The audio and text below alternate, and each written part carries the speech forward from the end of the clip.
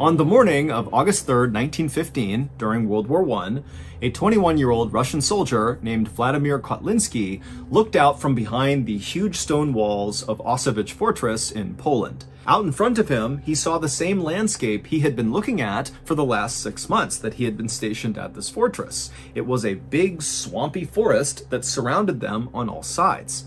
Additionally, in this swampy forest around them on all sides were dozens and dozens of trenches. Trenches are long, deep pits that soldiers will dig to both hide inside of when they're being attacked, and then also to launch their own attacks out of from behind their dirt walls. And these trenches that zigged and zagged all around Auschwitz Fortress were created by and now occupied by 7,000 German soldiers. And during World War I, the Russians were fighting the Germans. The Germans really wanted to take Auschwitz Fortress from the Russians. It was in a great strategic position with a railway passing right through it. There was also a river nearby and a main road, meaning whoever owned this fortress was greatly aided in moving critical wartime supplies and troops in a very hotly contested area. But despite the repeated attempts by these 7,000 Germans to take over Auschwitz Fortress over the past 6 months,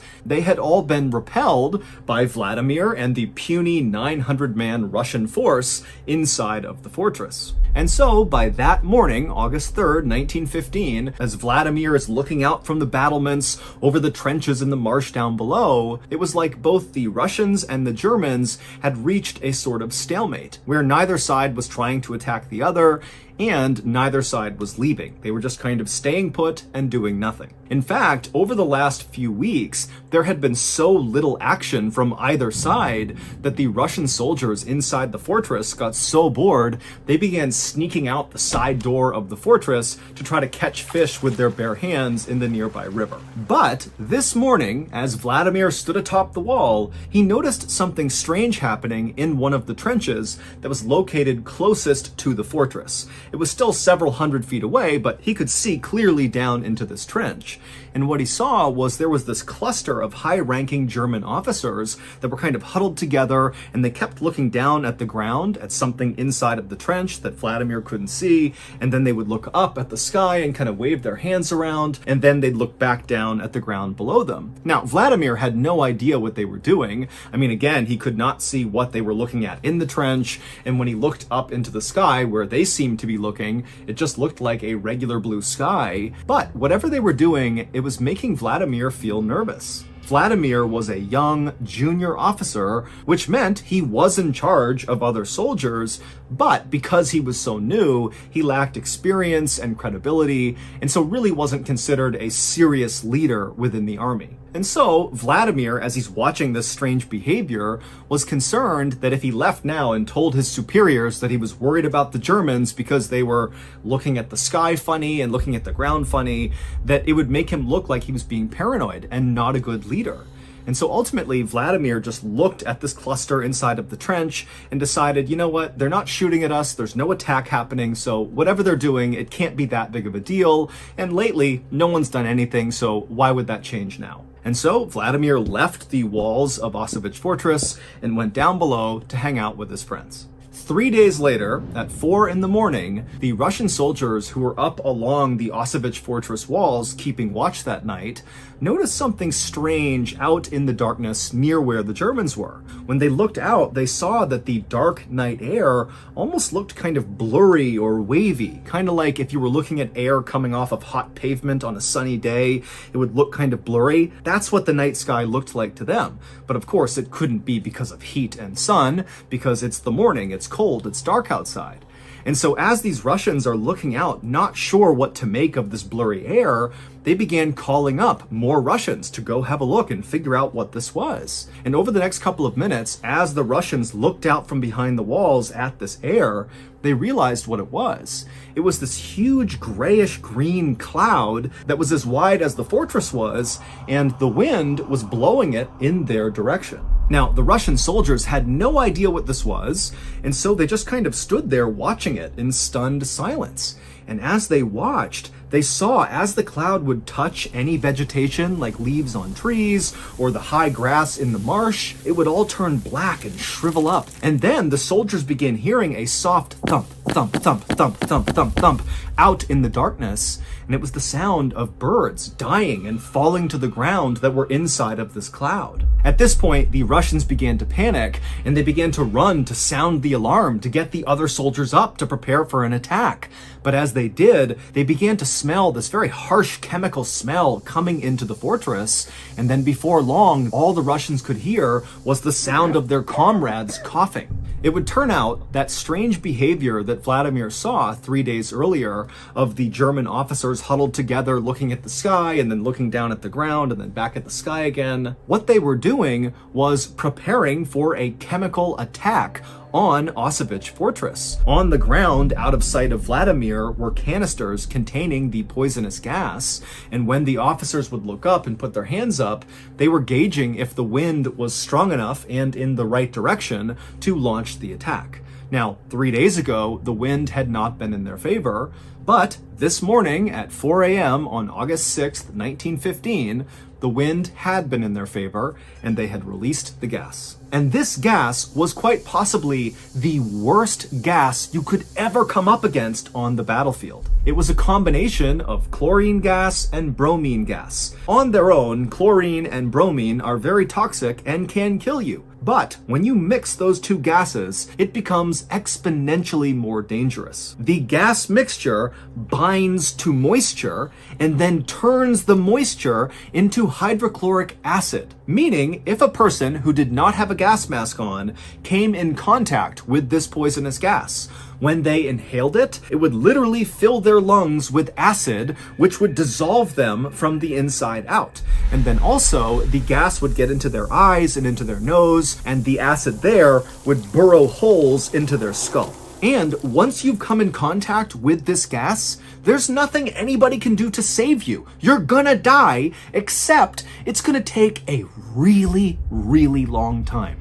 You don't just immediately dissolve. It's this long, drawn-out, excruciatingly painful process. By this point in World War I, chemical warfare was really not being used by anybody, and so as a result, the Russian army did not outfit their soldiers with gas masks.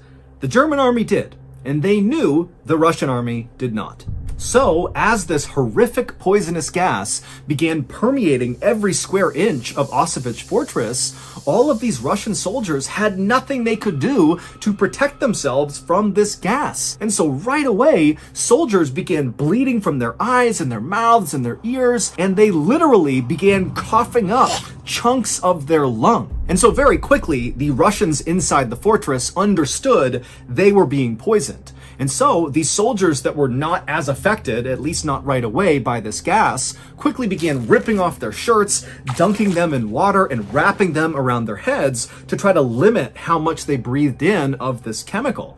But it really didn't do much to stop the chemical. In fact, these makeshift gas masks might have made it worse because the gas would have bound to the moisture on the shirt. And so the Russians were totally doomed. They were surrounded on all sides outside the walls by their enemy, and then inside the fortress was this gas, and there was no ventilation in the fortress, and so there was nowhere to go. They couldn't escape death no matter where they went. And so Vladimir, he was one of the guys that was still on his feet inside of the fortress, and he stumbled over to this narrow window on the side of the fortress walls, and he looked out and he saw all these Germans running towards them, firing their machine guns, artillery's being fired. I mean, he knows they are moments away from the Germans breaching the fortress door, coming inside, and killing every last one of them. But Vladimir's reaction to this was not being scared or being sad.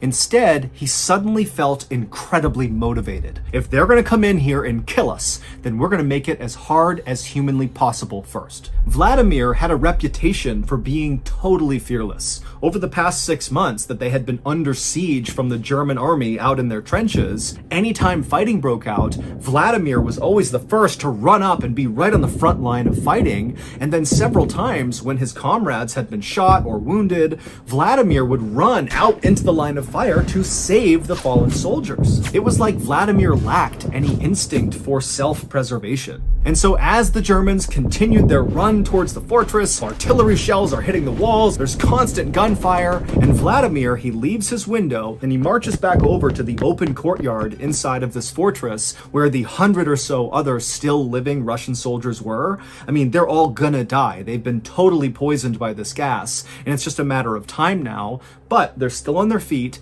and Vladimir walks over to them, and even though, again, he's pretty junior, he stands up and he says to them, "This is our moment. We are all going to die, but what we do right now will define us." And the way Vladimir said it, he got those 100 soldiers who were on death's door to be so motivated so quickly that they rallied to him. And so as these men are literally bleeding out of their eyes, their mouths, they're coughing up pieces of their lung, Vladimir explained the plan. And then moments later, with Vladimir in the front, this gaggle of soon-to-die Russian soldiers charged towards the gates, opened the fortress, and began running out towards the Germans, screaming with their bayonets lowered. Now, the Germans on the outside fully expected that this chemical attack would kill all of the Russians, that taking Auschwitz Fortress would be super routine because when they walked in, everybody would be dead.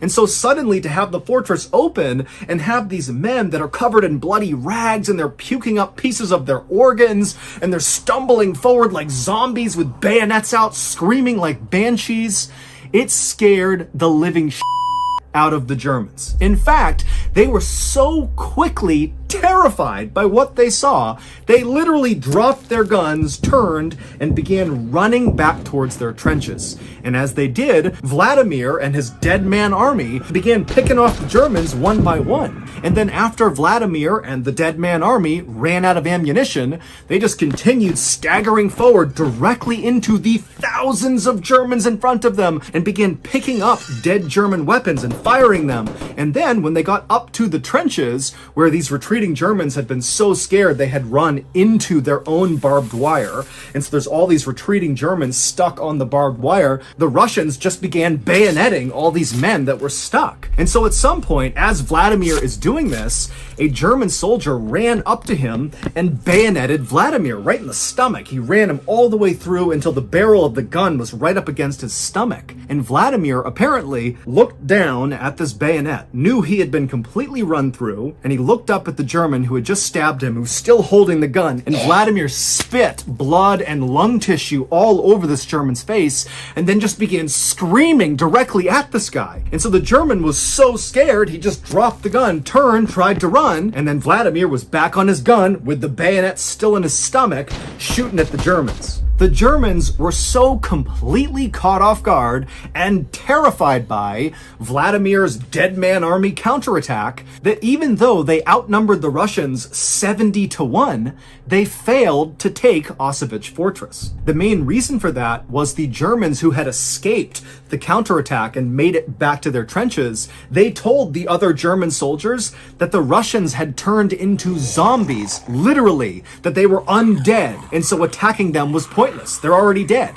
And the Germans were so scared, they refused to leave their trenches again. Once the Russians could tell they had successfully forced a retreat by the German army, Vladimir, who was still alive at this point with a gun still stuck in his gut from the bayonet, he called out to the rest of his soldiers to retreat back to the fortress.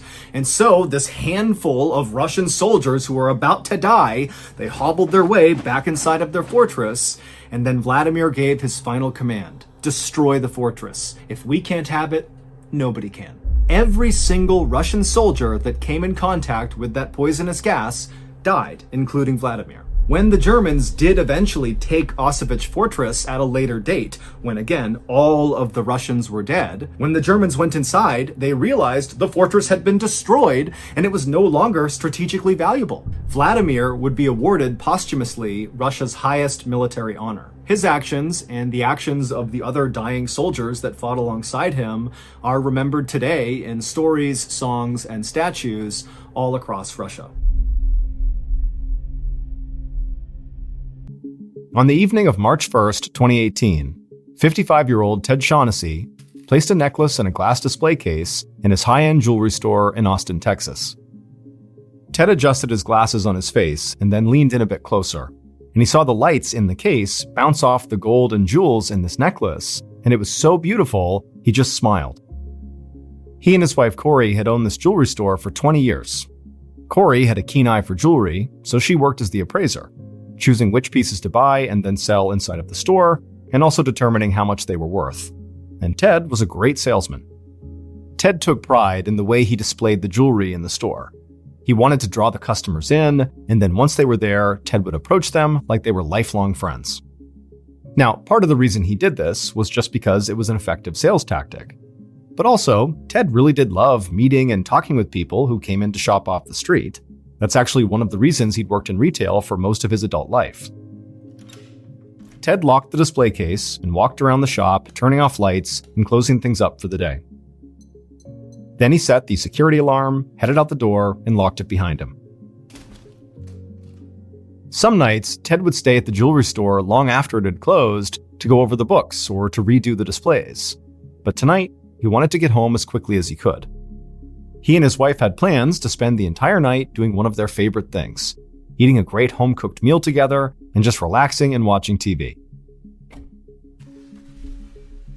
After leaving the store, Ted climbed into his car and headed home.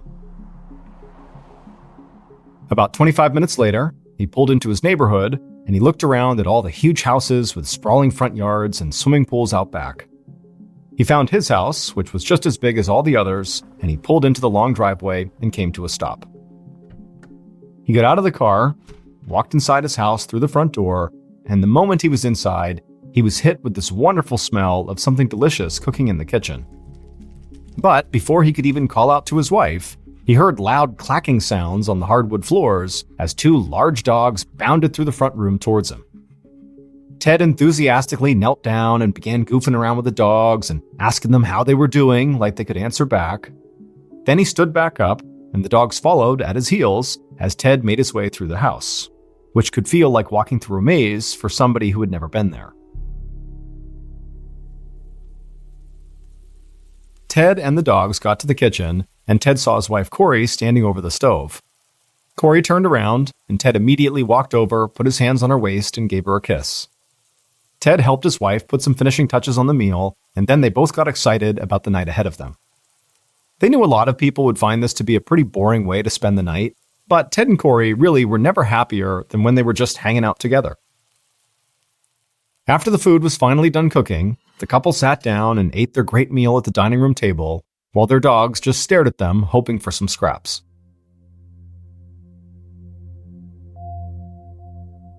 After they were all done eating, Ted cleared the table and took the dishes into the kitchen. One of the dogs, a Rottweiler named Bart, followed him every step of the way. After Ted rinsed off the dishes, he joined his wife on the couch in the front room. He draped his arm around her shoulder, and she leaned her head on his chest as they began to watch TV. They spent the night flipping between channels, really only half paying attention. Most of the time, they just talked about things at the jewelry store, and also how their son and his girlfriend seemed to be getting pretty serious. Even though their 19-year-old son only lived about 2 hours away in College Station, Texas, and they saw him often, it still felt strange to be empty nesters, not to have him in the house anymore.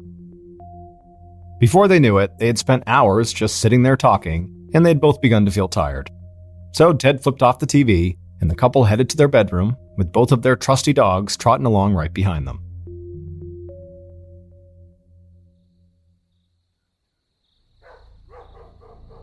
A little before 4:45 a.m. on March 2nd, 2018, so several hours after Ted and Corey had gone to bed, they both suddenly woke up to the sound of their dogs barking in their room. Ted flipped on the light on his bedside table, and he and his wife looked over and saw their dogs barking away, standing right by the bedroom door. Ted tried to get them to calm down, but they just kept on barking over and over again. Ted could see his wife looked frightened, and he was feeling a bit freaked out too. The dogs were both really good guard dogs, and they usually only got agitated when they'd heard something. And so Ted slowly got out of bed, opened the drawer on the bedside table, and pulled out a .45 caliber handgun. He checked to make sure it was loaded, and then told his wife to stay in the room. Ted walked over to the door, opened it up, and headed outside. He made his way into the dark kitchen, and Bart the Rottweiler followed right behind.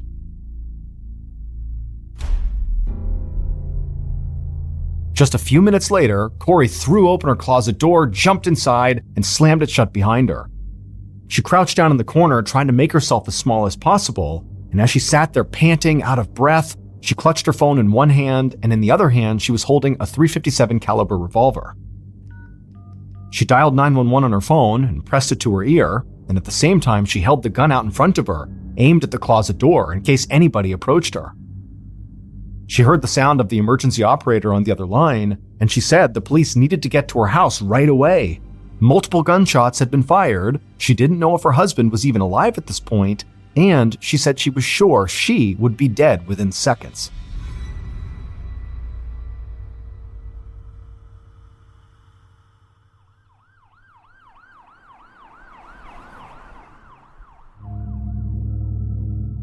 "15 minutes later, so just after 5 a.m., Travis County homicide detectives James Moore and Paul Salo headed up the long walkway toward Ted and Corey's front door.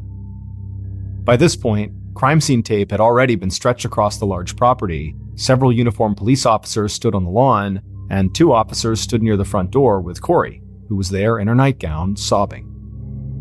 Detectives Moore and Salo introduced themselves to Corey and told her they'd be back to her shortly. Then they put on their gloves and headed inside of her house.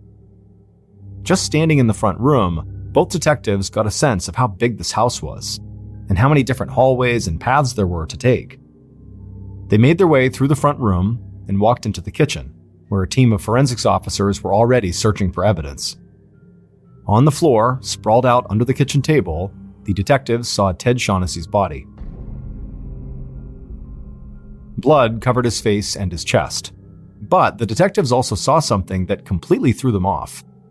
Because in the call they got, they'd already been told about Ted being deceased, but they didn't expect to also see his pet dog lying right there with him. Bart, the Rottweiler, had clearly been shot and killed, laying just a few feet in front of Ted, like he'd been trying to maybe protect him. One of the forensics officers joined Detectives Moore and Salo and pointed out multiple bullet casings littering the kitchen floor. In fact, there were so many casings that the detectives thought it looked like a massive shootout had taken place right there in the kitchen. The detectives walked over to the kitchen table and knelt down by Ted's body. Near his outstretched hand, they saw a .45 caliber handgun. Moore checked the magazine and saw it was full, so it appeared like Ted had not fired a single shot from his weapon. However, Moore asked the forensics officer if there was any chance that Ted maybe did fire off some shots and actually emptied out a magazine and then reloaded. And then once it was reloaded, maybe he didn't fire again, giving the impression he had not shot at all. Now, Moore didn't think this was likely, but he just wanted to be sure. The forensics officer told him they were still looking at everything, but so far, none of the casings they'd found matched the caliber of Ted's gun. So very likely Ted did not fire a single shot. After spending some time searching the kitchen and also studying Ted's wounds, Moore and Salo began to make their way through the rest of the house. They found a home security system that was not armed, and they didn't find any evidence of forced entry at the front, back, or side doors. They thought maybe whoever had killed Ted had been invited inside the home, or at the very least had a key. However, as soon as they stepped into one of the bedrooms, they immediately began to rethink that theory. Based on the way the room was decorated, it appeared to belong to a young man. But more importantly, when they looked inside this room, they could see that one of the windows was open, and the window screen had been removed and dropped down onto the ground just outside. Moore and Salo went back to the kitchen and told the forensics officers what they just found. And as members of the forensics team headed to that bedroom, the detectives made their way to the front of the house and walked outside. They saw Ted's wife, Corey, still standing with the 2 officers. They approached her and gently asked if she was up to answering a few questions. Corey wiped some tears away from her face, but then nodded and said she was. And so Detective Salo asked her if she could just walk them through what had happened that morning. Corey said that she and her husband had woken up sometime around 4:45 a.m. when they heard their dogs barking. Ted had grabbed his gun and walked out with one of the dogs, while she had stayed back in the bedroom with the other dog. But then she said she heard gunshots coming from the kitchen, so she grabbed her own gun and ran out of the bedroom. She could hear her husband screaming, but there was also this bright light shining directly at her, making it really hard to see. All she could see were shadows moving around in front of her. But then she saw one of these shadows fire a gun and kill one of their dogs, and so instinctively she raised her own gun and unloaded her weapon, trying to hit the shadow. Detective Salo asked her what kind of weapon she had, and Corey said she had a .357 revolver. Salo and Moore looked at each other, but didn't say anything. Corey had just admitted she fired her weapon inside the house, and they've just found her husband dead from gunshots. So either she was lying and was making this whole thing up about shadows to cover up her part in the crime, or this really happened. Detective Moore asked Corey if one of the bedrooms in the house belonged to a young man. Corey said they must mean her son's room. She said she still had his room, but he was 19 years old now and lived a couple of hours away with his girlfriend. And she'd already asked an officer to call them right after police had arrived, and they were on their way right now. Detective Salo asked Corey if she could give any description of the person she'd fired her gun at, even though it was dark and shadowy. Corey shook her head and said no. She figured it was just a burglar. After all, she and Ted were well known in the area for their jewelry store and for having made a good amount of money, and so they knew they were a target for robbery. After this, Salo and Moore stepped away from Corey and headed back inside the house, and already they were starting to question some of Corey's answers. Like most spouses in murder cases, Corey was immediately considered a suspect, and the fact that her weapon had been fired in the house only made her a stronger one. On top of that, when she called 911, she said she was hiding in the closet, and she was sure whoever was inside her house was coming for her. But when the police had arrived and done a sweep of the house, nobody was there. Finally, Corey had just claimed that she thought this was all a robbery gone bad. However, the detectives had walked through the house and seen stacks of cash, high-end jewelry, and expensive electronics just laying out, untouched. And Corey and Ted's safe did not look like anyone had even tried to break into it, so why would a robber leave without taking a single thing of value? Still, the son's bedroom window had been opened, and so if Corey had done that to try to stage things to make it look like a break-in and robbery, she didn't do anything else to the house to back that up. The detectives talked this over as they went back to the son's bedroom, and when they walked in, one of the forensics officers had a smile on his face, and he said they had just pulled a really clear fingerprint off the outside of the window, so they hoped that would lead them right to the person who had climbed in. And as Moore and Salo stood there, something began to hit them. If somebody did really break into the house through this window, climb into this bedroom, and then make their way all the way to the kitchen, they would almost have to have some previous knowledge of the layout of this place. Because even with all the lights on, this was not an easy house to navigate. It was massive and basically like a big labyrinth.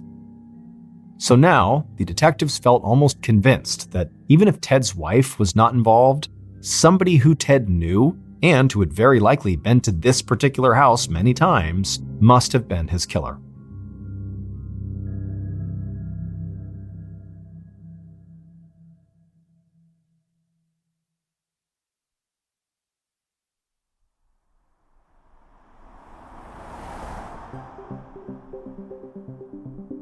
A couple hours later, at 8 a.m. on March 2nd, a car pulled up in front of the house. Ted's 19-year-old son, Nicholas, and Nicholas's girlfriend, Jackie Edison, parked behind the line of police cars outside the house that Nicholas had grown up inside of. They both got out of the car and immediately spotted Corey, who was still standing in the front yard, and began running towards her. An officer stopped them, but when they said who they were, he let them by. A moment later, Nicholas and Jackie were hugging Corey, and all three of them just stood there crying. Inside the house, detectives Moore and Salo got word that Ted's son had just arrived. So they quickly went outside and found Nicholas and Jackie still standing with Corey. The detectives apologized for interrupting, but they asked Nicholas if they could talk to him for a few minutes. Nicholas said of course, and then followed the detectives across the yard to a spot where they'd be able to talk without anybody else hearing. Moore started off by asking Nicholas where he'd been around 4:45 a.m. that morning, the time the 911 call had come in, and Nicholas said that he and his girlfriend were asleep at their place in College Station. Jackie was a student at Texas A&M down there, and Nicholas worked trading stocks as a day trader. Moore took down a few notes, and then asked Nicholas if there was anyone he could think of who had a problem with his father and might have wanted to do this. But Nicholas shook his head and said basically everybody who knew his parents loved them. Moore asked if there was anything at all about Nicholas's dad that he could think of that could maybe help them, even if it was really small. Nicholas thought about it for a few seconds, and then suddenly his eyes went wide, like he just remembered something. He said there was one thing that could be important, but it was a really weird situation. When he'd still been living at home, his next-door neighbor had come to him and said she thought that her husband was cheating on her. This neighbor knew Nicholas was pretty good with technology, so she'd asked if there was any way he could track her husband or something, and she told him she would pay him for his services. Nicholas had felt strange getting involved in something like this, but his next-door neighbor was a nice woman and a good friend of his mother's, so he had helped her. He had put a tracker on her husband's car and followed him one night to another woman's house, and it became clear pretty quickly that the man was cheating on his wife. Now, Nicholas got a worried look on his face. He'd always assumed the husband never knew he was involved in helping the wife catch him cheating. But if this man had found out it was him, he might have wanted revenge, and his dad might be dead because of it. After that, the detectives told Nicholas he could go rejoin his mother. After he had walked off, the two men just looked at each other and shook their heads in disbelief. That was a really weird story. Neither of them had ever run into a teenager who had acted like a private investigator to catch a cheating husband. It almost sounded made up, or like something the kid might have watched on TV. But regardless, it was a good lead. After Moore and Salo finished up their initial work at Ted and Corey's house, they walked next door to the neighbor's house.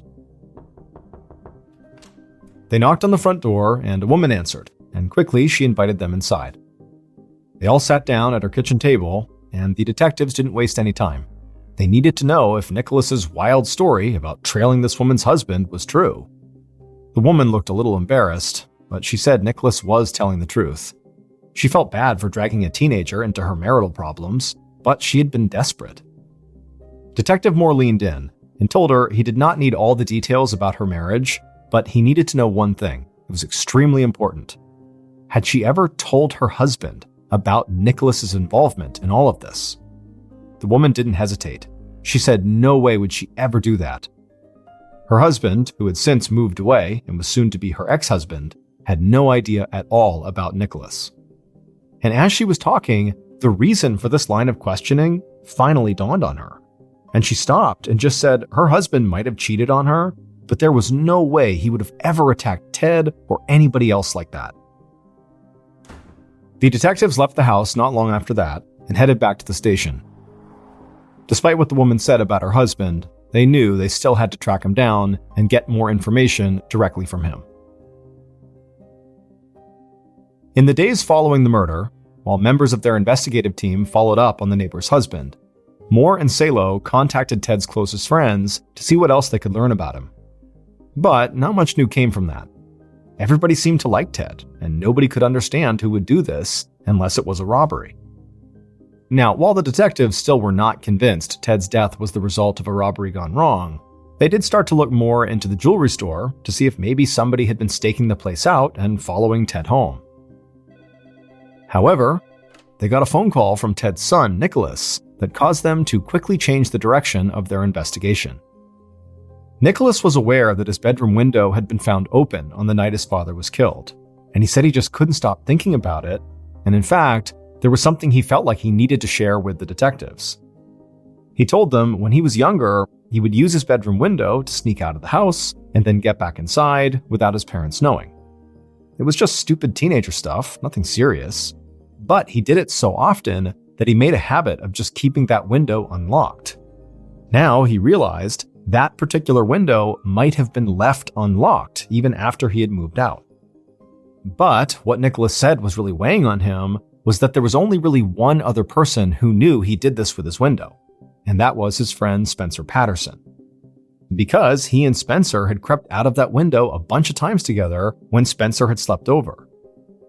Detective Salo asked Nicholas if the reason he was so worried was because maybe Spencer had some reason to come after Nicholas now? Like had they had a bad fight or something? Nicholas said no, but he said Spencer would have gone to their house and potentially used that window to get in there and get his parents' money and jewels. Nicholas said Spencer had not really grown up with money of his own, and he'd always been kind of jealous of how wealthy Nicholas's family was. And there was more.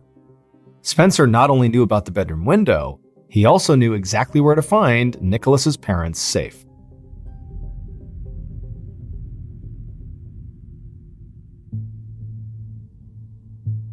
About a week after the murder, Detectives Salo and Moore sat together in an office, going over the notes they'd already put together. And even though their investigation was still relatively new, they felt like they had some promising leads. They still thought there was a strong chance that Corey had simply shot her husband, because in addition to what they'd learned at the house, they'd now discovered that Corey was the beneficiary of Ted's $1 million life insurance policy. She also stood to gain sole ownership of the jewelry store and the house, which were both worth a ton of money too. The detectives believed they'd have a clear idea about Corey's potential involvement in the murder when they got the results of the ballistics tests that would show if Corey's gun had fired the bullets that killed Ted. But the detectives had also started to consider that maybe Corey had been right. Maybe this was a robbery gone bad. And if that was the case, Nicholas's friend, Spencer, had to be high on their suspect list. Even if this robbery had not actually been successful, Spencer did know that Ted and Corey were wealthy, he knew how to sneak in through Nicholas's window, he knew his way around the maze-like house, and he knew where the safe was. Detective Moore picked up the phone, put it on speaker, and called the number he had for Spencer. Spencer picked up, and Moore quickly introduced himself and then immediately launched into a series of questions. The detectives learned that Spencer had gone over to Ted and Corey's house for dinner about a month ago when Nicholas had been visiting. And they said that they had treated him like he was one of the family, just like they'd done since he was a kid. Moore asked Spencer how he and Nicholas used to sneak out of the house when they were younger. And Spencer talked about using the bedroom window, just like Nicholas had said. While the detectives talked to Spencer, they kept getting the feeling like he was holding something back. The kid was being very cooperative and answering their questions, but there just seemed like there was always this hesitation, or like he was about to say something and then chose not to. By the end of the call, Moore and Salo still did not feel satisfied, so they scheduled an in-person meeting with Spencer. And in the meantime, they decided to keep a close eye on their other major suspect. About a week later, in late March, Nicholas and Jackie were sitting on the couch in the front room of Ted and Corey's house, looking at Corey as she stared out the window onto the street. Nicholas didn't want his mom to be alone, so he told her that he and Jackie would stay at the house as long as they needed to. That had cheered Corey up, but it was clear she was still struggling. And today, Nicholas and Jackie were extra worried about her, because she kept standing there just staring out the window. They had no idea why. But suddenly, Corey turned around and told them to come over and take a look for themselves. And so Nicholas and Jackie walked over to the window, and Corey pointed to a plain-looking sedan on the street. She told them she thought it was a cop and that he was watching her. At first, this seemed like paranoia to Nicholas and Jackie. However, when Nicholas looked out the window and he got a good look at that car before it drove off, he thought his mom was right. It definitely could be an unmarked police car. Corey stepped away from the window and collapsed onto the couch. She didn't understand why the police would be watching her. Why weren't they out finding the person who had actually killed her husband? Nicholas looked over at his mom, and he could tell she was just in total despair. And so he leaned over to Jackie and whispered something in her ear. Jackie was surprised by what she just heard, but she quickly smiled and nodded her head. And so Nicholas took Jackie's hand, and together they walked over to the couch where Corey was. And then Nicholas took a breath and said that he and Jackie had something very important he wanted to tell her. They were not just boyfriend and girlfriend anymore, they had actually gotten married. Corey instantly sat up and just stared at them for a second, shocked. Nicholas quickly said that they had planned to tell her and Dad when they came to visit next, and they still wanted to have a big ceremony, but they had just decided they wanted to spend the rest of their lives together, and so they had just gotten it done and gotten married. After a tense couple of seconds, Corey broke down in tears, but these were tears of joy. She got off the couch, smiled, and hugged Jackie, and told her how happy she was to welcome her to the family. Then Corey said Jackie should go pick an engagement ring from their jewelry shop, and then they should have a big engagement party. Even if they were already married, she didn't want her to miss out on anything. And who knows, maybe this was a way for them to start to heal a bit and move forward as a family.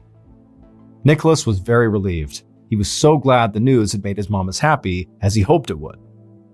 But as excited as she seemed, and as much as they all wanted something to celebrate during this terrible time, Nicholas just couldn't shake the image of that unmarked police car staking out his mother's house.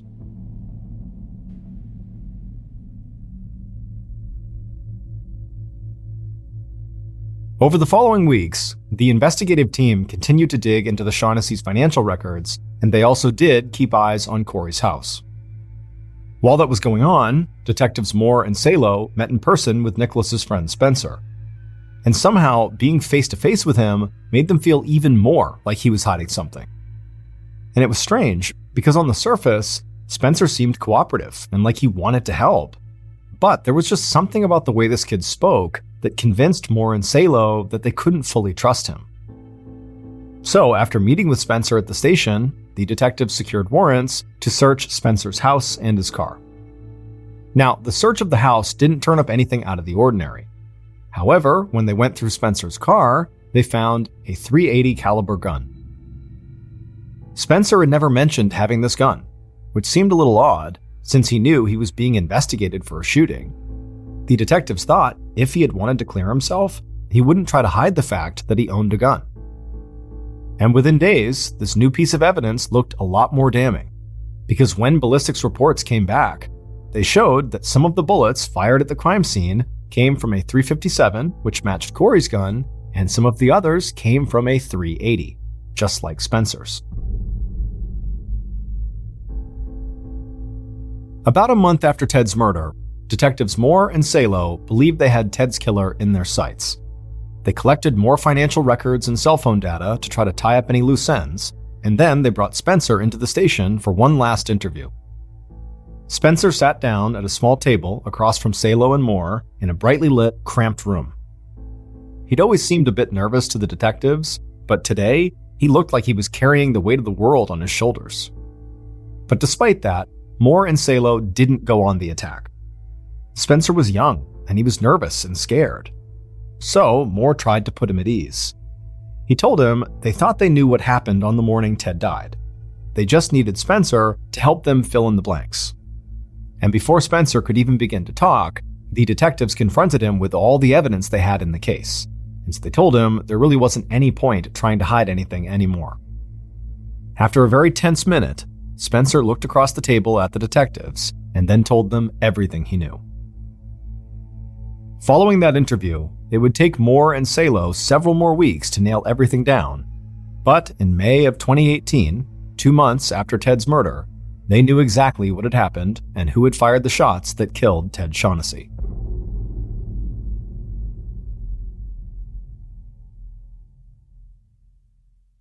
Based on Spencer's interview, cell phone data, and evidence collected throughout the investigation, here is what police believe happened to Ted in the early morning hours of March 2nd, 2018.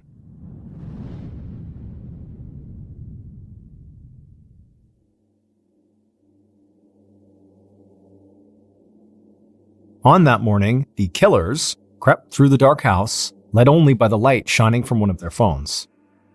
They each held a gun in their hands, and they tried to move as slowly and quietly as possible. But when they made it to the kitchen and turned towards the main bedroom, they heard dogs start barking. The killers froze, not sure what to do. One of the dogs sounded really aggressive. The killer holding the phone shined the light towards the bedroom door, and right away they both saw something moving towards them. As the barking got louder and they heard footsteps and loud clacking on the wooden floors, suddenly the light illuminated the dog, and it was the Rottweiler Bart, bounding towards them, baring his teeth. One of the killers instinctively raised their gun and fired off a shot. The dog squealed and fell to the kitchen floor. Ted screamed and ran into the kitchen after the dog. He raised his gun, but before he could get a shot off, now both killers started firing. The sound of gunshots crashed through the house as bullets hit Ted in the back, the thigh, and the head. Ted collapsed to the floor under the kitchen table, dead. The killers began shouting at each other, starting to panic.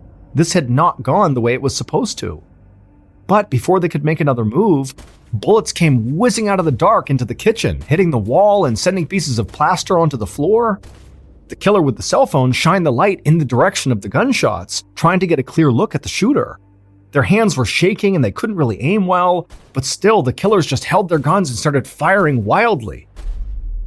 And then finally, the shots stopped and the kitchen fell silent. One of the killers shouted that they needed to get out of there, so they ran out of the kitchen, into one of the bedrooms, and climbed out the open window. Outside, they ran as fast as they could through the darkness back to a car they'd parked down the street. They got in, and one of the killers hit the gas and floored it through the neighborhood while the other killer sat panicking in the passenger seat. They both knew they had screwed up, and now they were going to have to get in touch with the people who had hired them and tell them they'd only taken out one of the intended targets.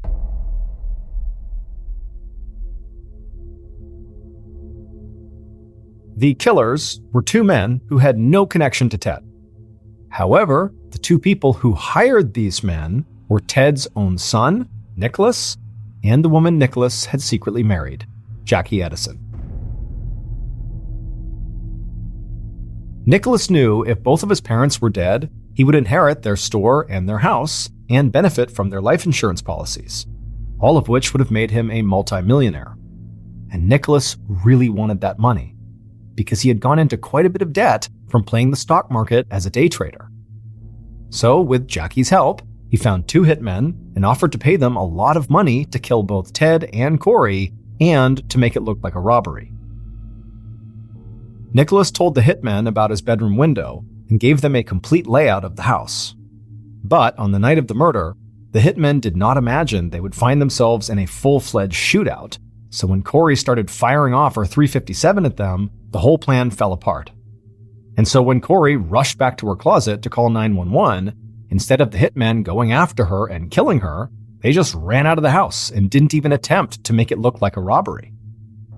And then a few hours later, when Nicholas and Jackie arrived at the house, they knew their plan had not worked. So they tried to play the perfect son and daughter-in-law. Nicholas also sent the cops after the neighbor's husband and his close friend Spencer. The neighbor's husband was cleared as a suspect very quickly, but Spencer remained high on the suspect list, just like Corey was, for a significant amount of time.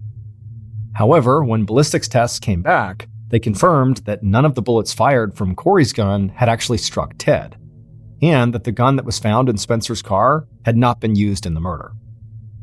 And that fingerprint that had been found on the bedroom window did not match Spencer's. In fact, it just turned out to be an old print from when the window had been manufactured. So the detectives no longer believed Spencer committed the murder, and the more they talked to Spencer, the more they realized he wasn't hiding something to protect himself. He was hiding something to protect his best friend, Nicholas. But in his final meeting with police, Spencer would admit that Nicholas had talked to him on several occasions about wanting to murder his parents and hiring hitmen to do it. And after this, when police dug deeper into Nicholas's phone records, they found a couple of things that sealed the case. Nicholas, being the family member who was the most tech-savvy, set up an app on his phone that enabled him to control the alarm system on his parents' house. And the second discovery, and the far more damning one, was a series of text messages between Nicholas and Jackie in which the two of them were clearly arranging a murder for hire. Nicholas and both shooters were sentenced to 35 years in prison. Jackie cut a plea deal and received 10 years of probation, but with one very specific caveat. She had to spend 2 nights in jail every year on the anniversary of Ted's murder. This episode is called 99th Percentile. In early 2014, June Myers settled back on the exam table, adjusting the paper gown around her increasingly round belly. June was 26 weeks pregnant, and because she was 43 years old, her pregnancy was considered high risk for both the mother and her unborn child. She and her husband Philip had gone through a few unsuccessful pregnancies, but even though everything seemed to be going all right with this one, June was still nervous. The doctor told her it was just a matter of numbers. Any woman 35 years or older has an increased risk of miscarriage, genetic disorders, and pregnancy complications such as premature delivery. So June had diligently attended regular appointments with her medical team to make sure she and the baby were okay. Thankfully, so far the only problem June had experienced was high blood sugar, and that was something she could manage with medication. She prayed that her luck would hold, and that today would be just another routine checkup, and another chance to peek at their baby, a little girl. As the ultrasound technician squeezed some cold gel onto June's belly, she felt goosebumps break out on her arms. Philip took her hand and squeezed it, and then nodded his head towards the computer screen. There was their baby, her tiny features displayed in black and white while they listened to her rapid, echoey heartbeat on the monitor. The sight of this made June forget all about feeling cold as she focused on her perfect daughter. But then June noticed the technician was frowning. The technician adjusted the ultrasound wand on June's abdomen to get a better look, and then tapped out a few keystrokes on the computer next to her. Then she stood up and excused herself, telling June and Philip she needed to check something with the doctor. While they waited, June could not help but feel totally anxious, thinking something was wrong. And then a minute later, when the doctor walked through the door, June just blurted out, "What is it? What's wrong?" The doctor pulled up one of the ultrasound images on the screen, showing the baby's head. Then the doctor traced her finger along a thick white line that ran straight down the middle of their baby's brain. Typically, she explained, when a fetus is developing in the womb, there is a small bubble in the middle of this line. Doctors look for this bubble because it's considered a general indicator of normal brain development. June searched the long, unbroken line that her doctor was pointing to, feeling dazed. She couldn't see a bubble. The doctor continued in a measured tone. This scan could be nothing, but it could also indicate an abnormality in their baby's brain development. However, the doctor said there was only so much they could see on an ultrasound. She needed to run a fetal MRI scan for a complete, detailed picture of their child's brain. They could do the test as soon as the next day. June nodded weakly as Philip put an arm around her. The doctor hit a few more keystrokes, and the computer spit out the small rectangular ultrasound picture of their baby in profile. She handed the pictures to June with a reassuring smile. She told June it was all just a precaution and not to worry until they had all the information. June smiled back and nodded, but in her head, she was not feeling so sure.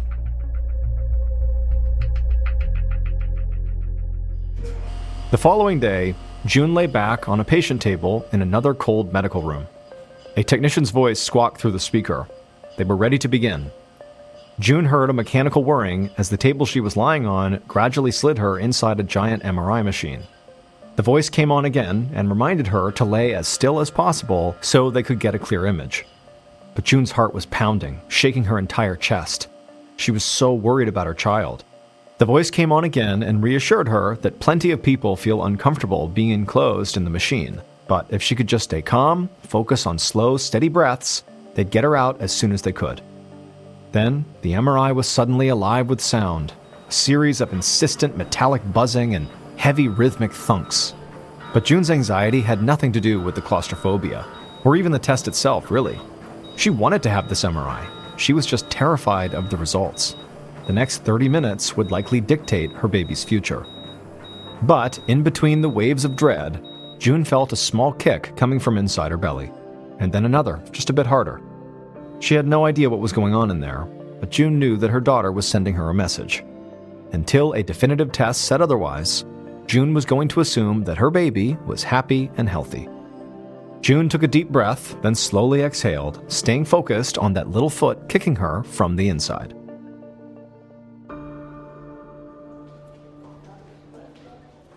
Two days after the MRI, June and her husband Philip sat in the doctor's office waiting for the image results.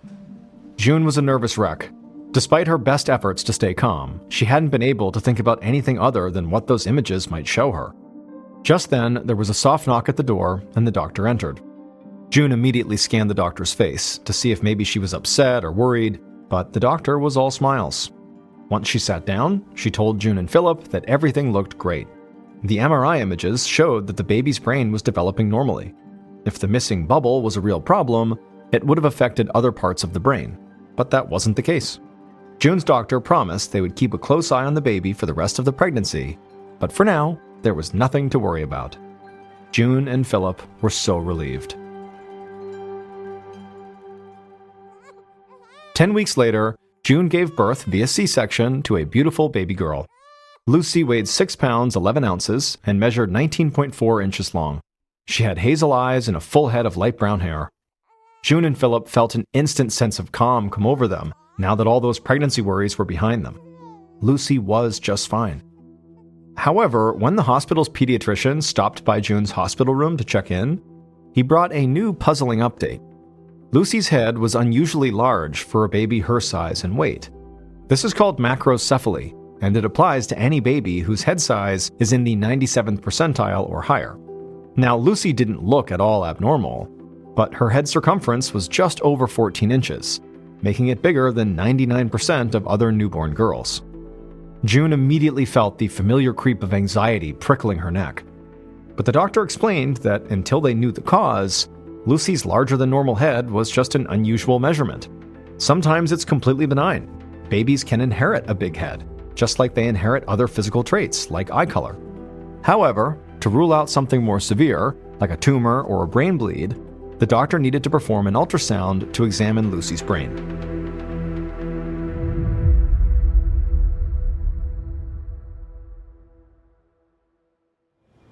The following morning, June held her breath as a nurse wheeled the bassinet out of the room, taking Lucy to her imaging appointment.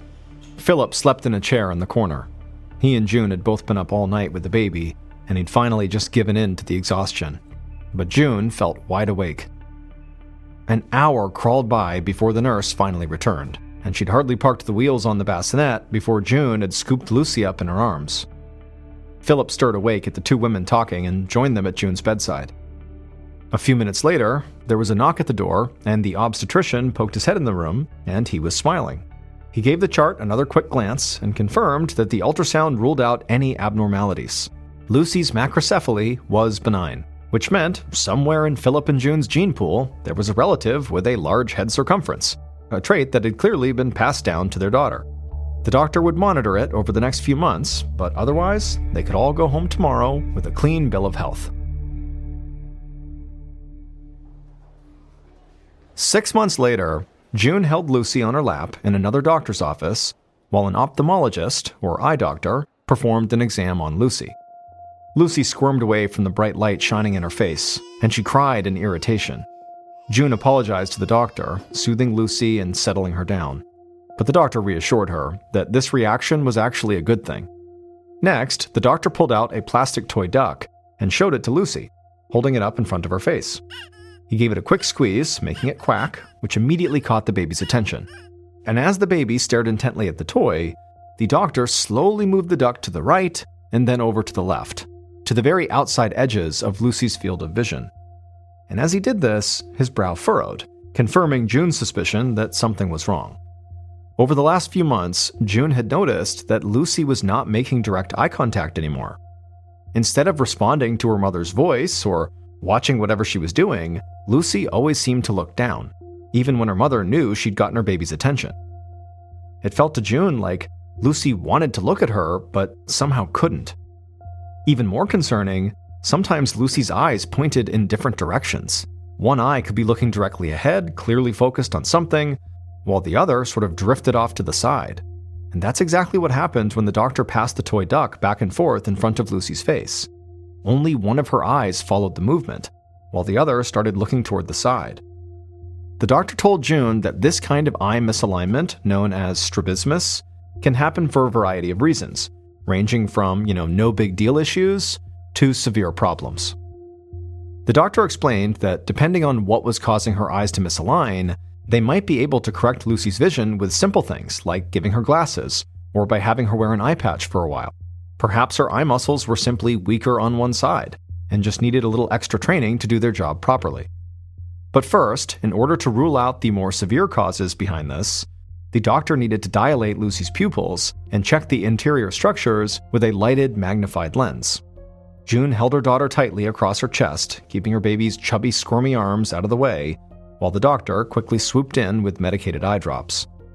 Lucy frowned at the sensation, not quite sure yet if she wanted to cry. Before she could decide, the doctor deftly distracted her with a few quacks from the toy duck. Once the eye drops had taken effect and Lucy's pupils were now wide open and huge, June held her daughter in place on her lap in the now dimly lit room, and the doctor adjusted the light dial on his scope, cooing at Lucy to get her attention. However, when the doctor pointed the light toward one of Lucy's eyes, he suddenly became very serious. He stayed quiet as he checked the other eye too. Then he went back to the first, looking even longer this time, shining the light through a tinted magnifying lens that he held right in front of Lucy's face. Then the doctor sat back in his chair. June couldn't read his face in the dim light, but he hadn't said anything in almost 5 minutes, and so instinctively, she asked him what was wrong. The doctor flipped the overhead lights back on and looked at June with an unmistakable gravity. Lucy's strabismus was not caused by weak muscles. Instead, it was a symptom of a much more serious and dangerous condition.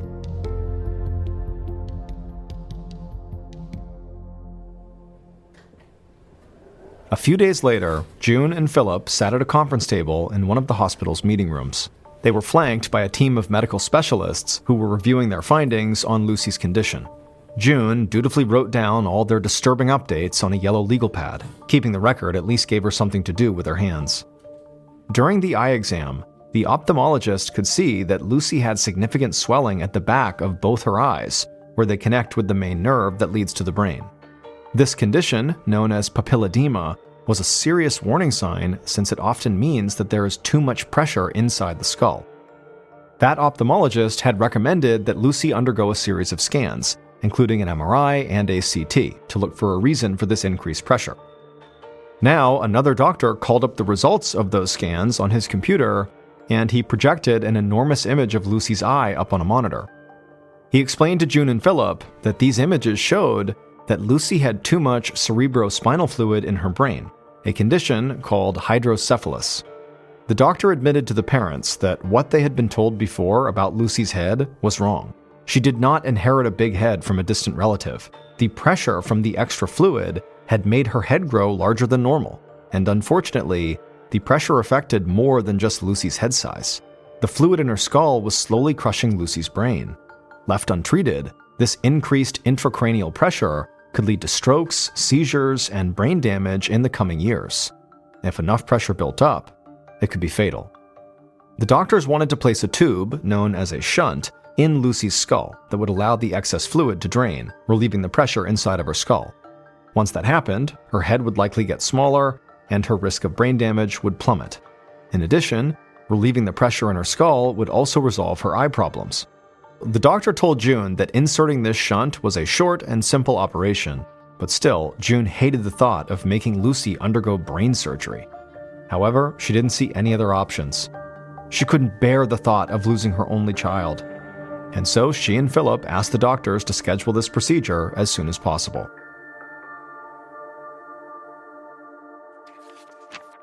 Five months later, in the spring of 2015, June was sitting at her desk, deep in research mode.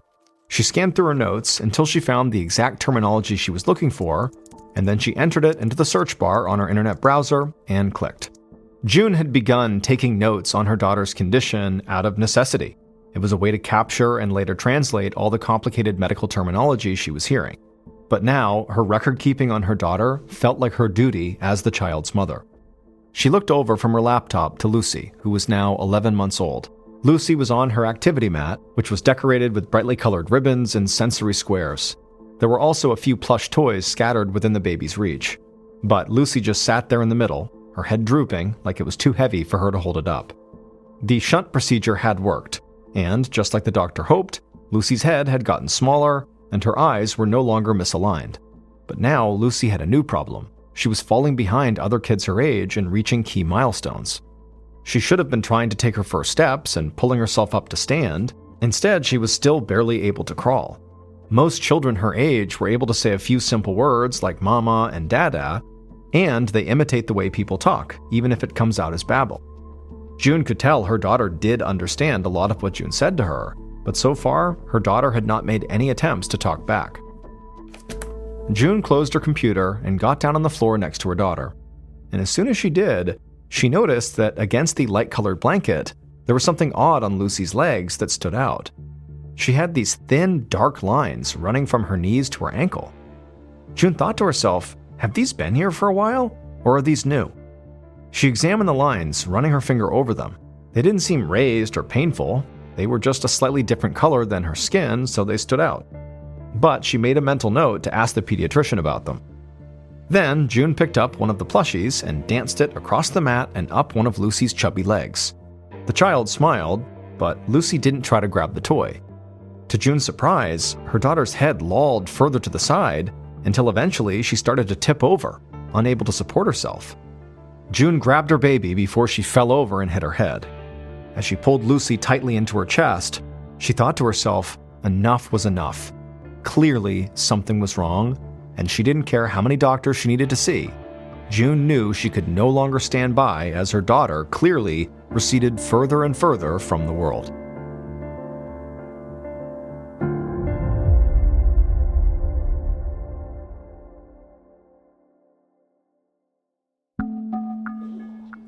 Two months later, June checked in with the front desk at a pediatric neurology clinic. Lucy was now 13 months old, and she was scheduled for an electroencephalogram, or EEG, to measure her brain activity.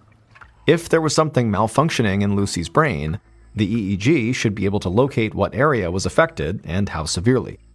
June held her daughter in her lap and tried to distract her as a nurse attached almost 24 electrodes to her daughter's scalp with a gritty, sticky paste. By the end, with all these wires coming off her head, Lucy looked like something out of a horror movie. The nurse placed a mesh cap over the jumble of wires on Lucy's head to keep her from pulling them off during the test or otherwise disrupting the connection. Each electrode measured a specific region of Lucy's brain, responding to the electrical activity of her neurons. Hoping to keep her daughter still, June let Lucy rest against her chest and told her a story, making it up on the spot. Once everything was hooked up, June watched the monitor that transmitted Lucy's brainwaves. She hoped that somewhere in those lines there was an answer to her daughter's problems. The next day, June got a phone call from the neurologist with the test results. Everything looked fine, he said. Lucy's brain seemed to be completely healthy and functional. June was relieved. She was terrified that her child was secretly suffering brain damage. But at the same time, she still didn't understand why Lucy was not developing like other kids her age if her brain really was okay. There had to be an answer, and June was determined to find it.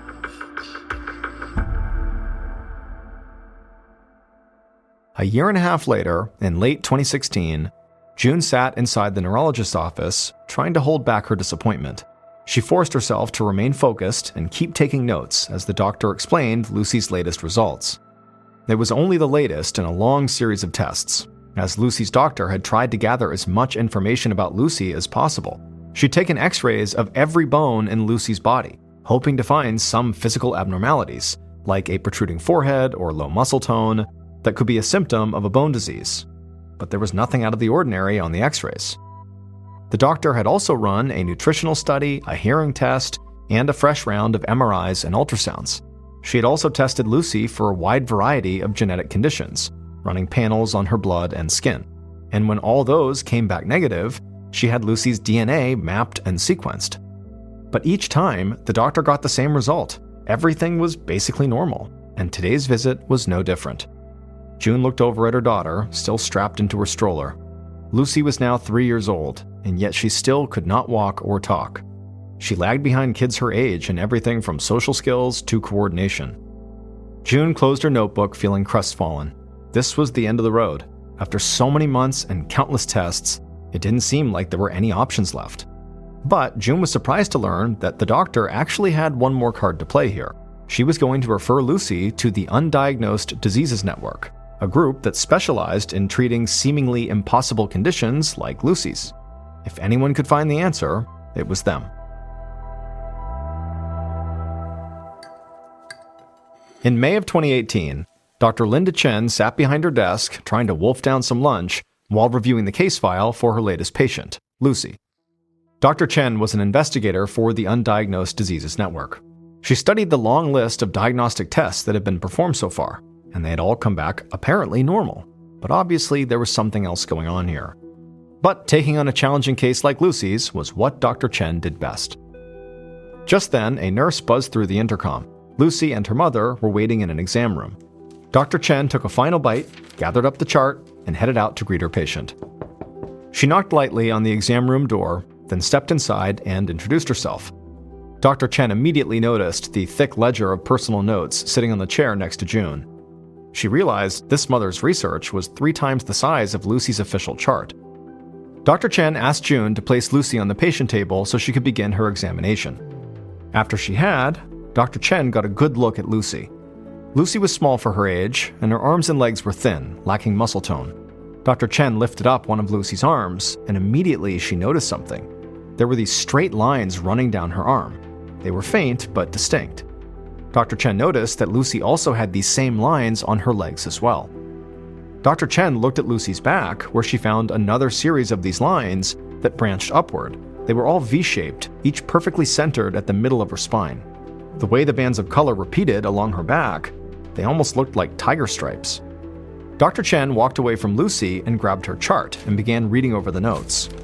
As she was doing this, June asked her, what do these stripes mean? June said the neurologist had told her that these lines were normal. Dr. Chen disagreed. She said these tiger stripes were actually an invaluable clue and could be the key to finally providing answers to the family. She said she just needed to run one more test. Dr. Chen carefully took a sample of skin from one of the lines on Lucy's back and then sent it off to the lab to see if her hunch was right. And it would turn out it was. Finally, after 4 years of searching for answers, June and her husband Philip finally knew what was wrong with their little girl. Lucy had a genetic condition so rare that there were fewer than 100 documented cases worldwide. This condition, called Smith-Kingsmore syndrome, is caused by a mutation in the gene that controls how cells grow during development. In Lucy's case, the gene, known as the mTOR gene, was not shutting off properly, which caused certain cells to keep multiplying when they should have stopped. Dr. Chen suspected that Lucy had this genetic condition when she noticed the tiger stripes on Lucy's back, called Blaschko's lines. Every fetus has Blaschko's lines, but they are usually almost invisible. Blaschko's lines become clearly visible only if there is a genetic mutation that causes an excess of skin pigmentation to be produced while the baby is developing in the womb. And that's exactly what happened to Lucy.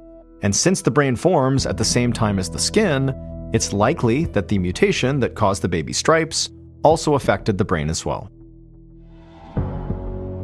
Once Lucy's genetic disease was finally pinpointed, Dr. Chen was able to start treating her with a drug that specifically blocks the mTOR gene from generating excess cells.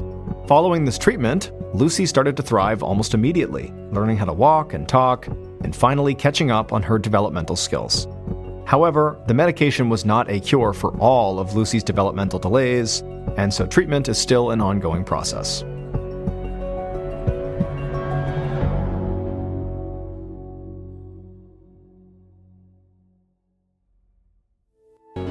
By the beginning of 2016, everybody who lived in apartment building number 12 on Shanxi Road in the big Chinese city of Xi'an knew to stay away from the woman who lived at the end of the hall on the 15th floor. Now, they didn't know much about this woman, but what they did know about her was totally bizarre and kind of alarming. The woman, whose family name was Wu, but nobody actually knew this woman's individual name, was 43 years old and she lived alone. And from what residents could tell, nobody ever came to visit her and she almost never left her apartment. But oftentimes, residents on the 15th floor could hear this woman talking to herself very animatedly inside of her apartment, and sometimes she'd even get into these big arguments with herself where it was clear she was kind of playing the role of multiple personalities at once.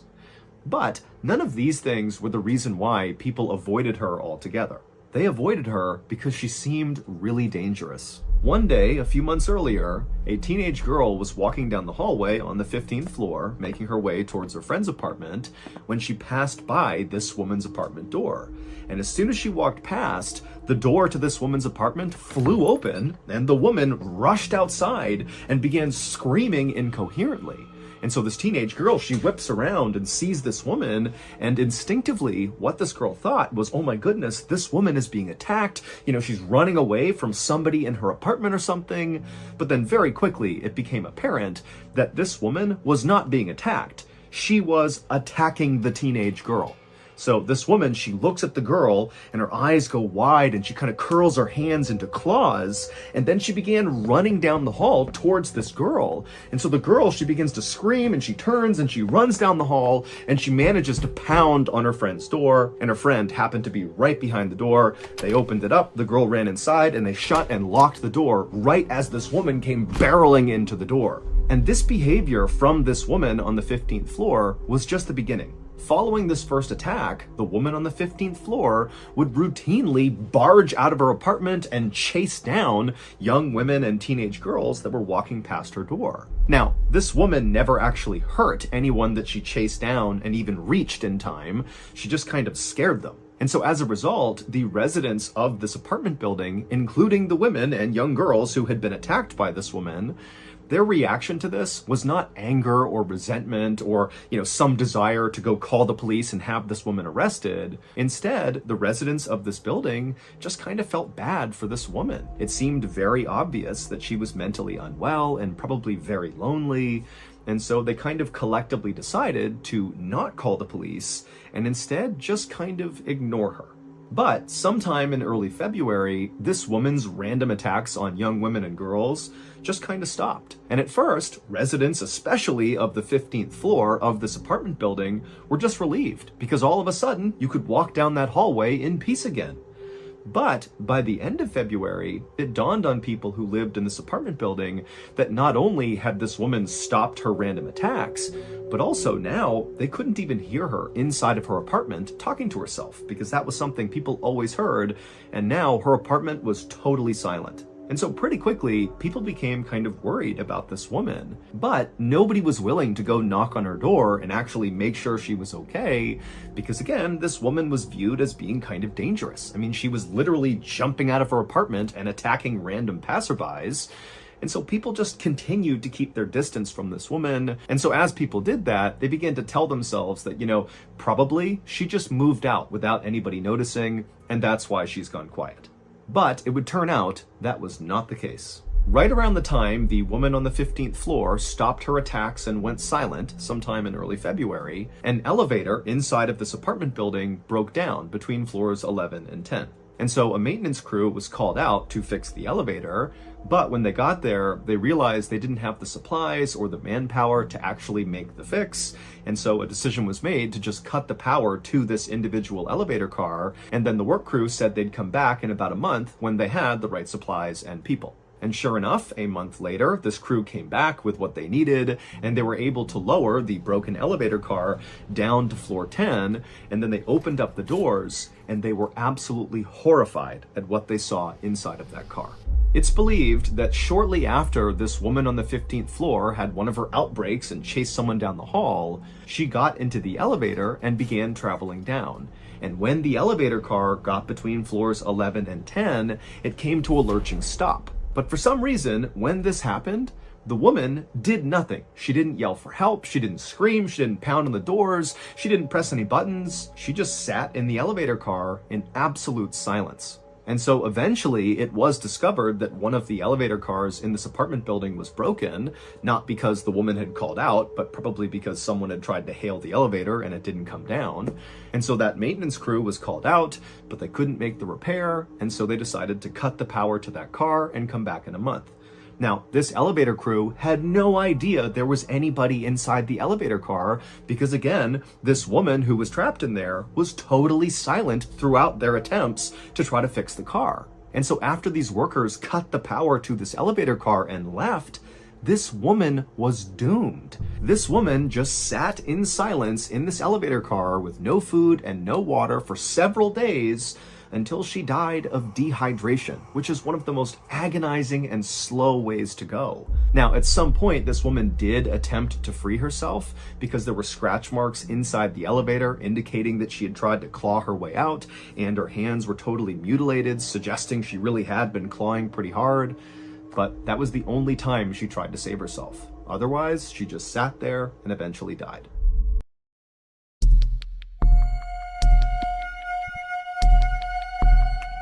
At around 5:20 p.m. on August 31st, 2007, a young couple stepped onto the beautiful sand of Yelpo Beach, which is located at the very southern tip of South Korea.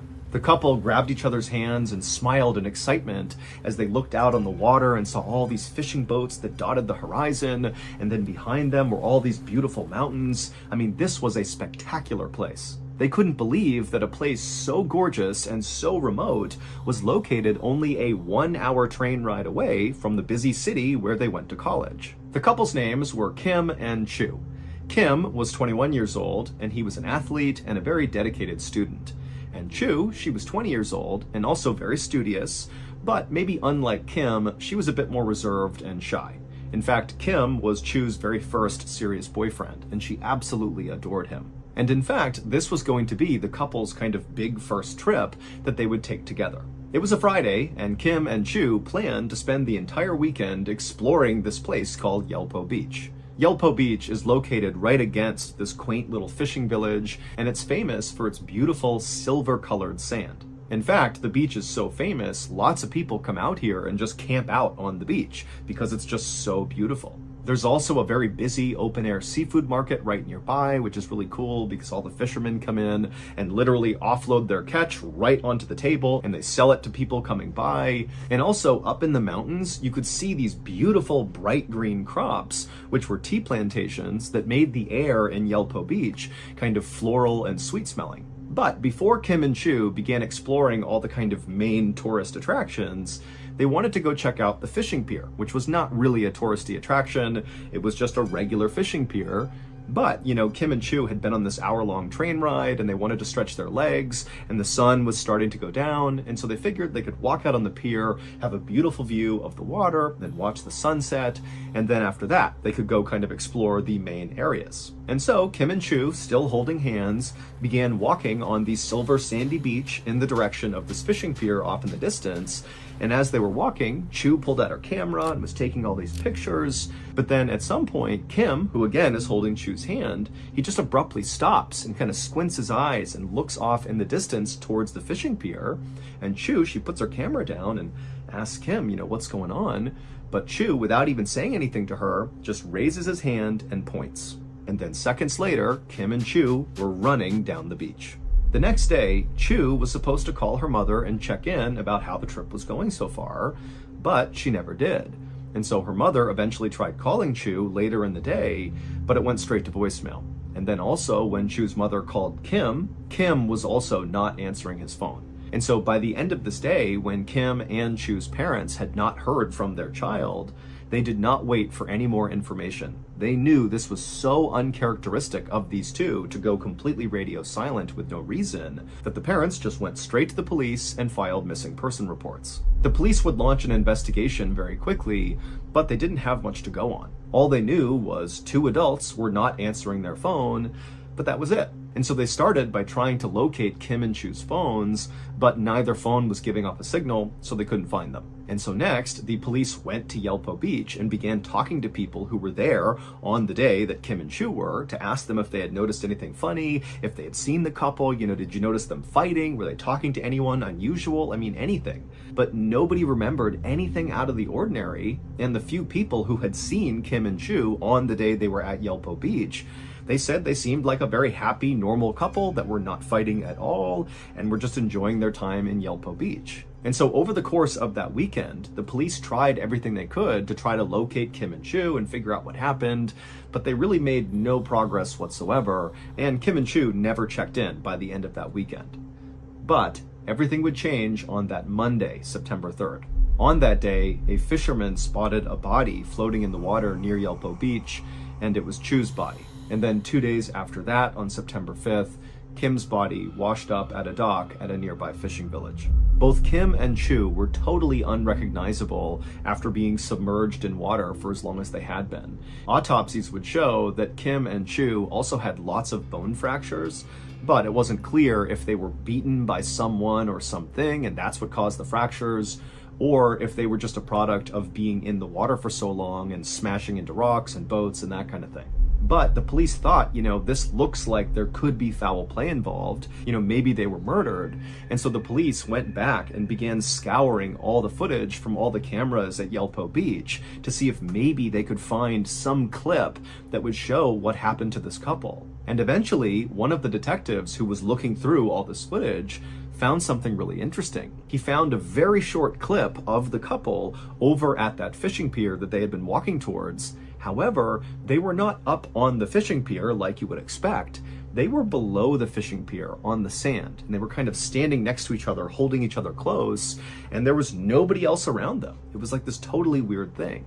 Now, as weird as this was, because it made no sense for them to be below the fishing pier, there didn't appear to be any hazards or other people or anything near them. It was like they just chose to be under there for some reason. But regardless, the police would actually use this video clip to close the case. The police would say that, based on this clip, it appears that this was the final moment of the couple, underneath this pier, and then something happened. Either an accident, they might have fallen in the water or something and they drowned, or maybe, this couple elected to take their lives together.